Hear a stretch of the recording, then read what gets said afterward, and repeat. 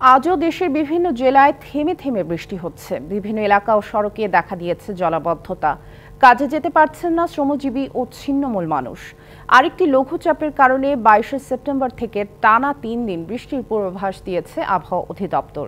এদিকে সিরাজগঞ্জে যমুনা নদীর পানি কমতে থাকায় দেখা দিয়েছে ভাঙন।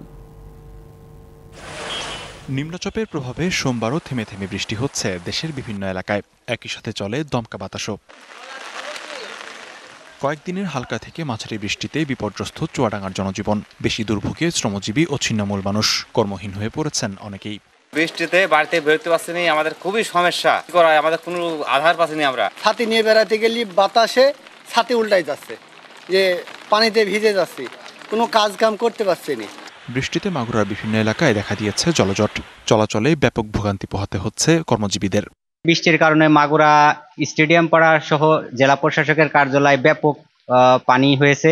এই পানি অনেক সময় কোমর পর্যন্ত এবং হাঁটু পর্যন্ত হয়েছে। ঘর থেকে বেরোতে পারতেছে না, ঘরের ভিতরে পানি চুনি। থেমে থেমে বৃষ্টি হচ্ছে মংলায়ও। পানি উঠেছে বসতবাড়ি, রাস্তাঘাটে ভেসে গেছে কয়েকটি চিংড়ির ঘের। ভোগান্তিতে দিন কাটছে নিম্নাঞ্চলের মানুষের। বৃষ্টির কারণে জলাবদ্ধতা দেখা দিয়েছে যশোরে। ক্ষতিগ্রস্ত হয়েছে 200 হেক্টর জমির আগাম শীতকালীন সবজির ক্ষেত। জলজটে খুলনায় ব্যাহত হচ্ছে যান চলাচল। দুর্ভোগে নগরবাসী। আমি 30 বছর ধরে এই সমস্যা, বিশেষ করে এই মোড়ে আমি দেখে আসছি। গাড়িটা নষ্ট হয়ে গেছে আমার, পিকআপটা নষ্ট হয়ে গেছে, মোটরটা নষ্ট হয়ে গেছে আমার।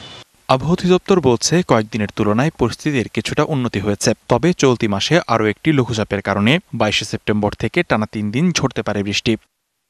আমাদের ইস্টার্ন পার্ট অফ দ্য কান্ট্রির বৃষ্টিপাতের পরিমাণ ও তীব্রতা অনেকটাই কমে গেছে।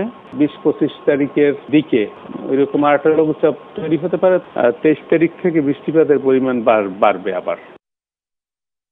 এদিকে সিরাজগঞ্জে যমুনা নদীর পানি কমার সাথে সাথে দেখা দিয়েছে ভাঙন। বিলীন হয়েছে গাজীপুরের মেঘা এলাকার ডান্তির রক্ষা বাঁধের 70 মিটার এলাকা। আতঙ্কে নদীপাড়ের মানুষ। কাল সকালে টান ভাঙতে আছে, সব না হারাওলি তো সকালে না হারাওলি তো 5-6 গাঁও ধ্বংস আছে। তারপরে মনে হয় যে এখানে মাদ্রাসা আছে, স্কুল প্রতিষ্ঠান আছে, তাদের খাদ্য গুদাম আছে। ভেঙে গেলে আমরা তো আরামও কোথায়। জিও ব্যাগ ফেলে ভাঙন ঠেকানোর চেষ্টা করছে পানি উন্নয়ন বোর্ড। 70 মিটার জায়গা এখানে ভাঙন কবলিত হয়েছে।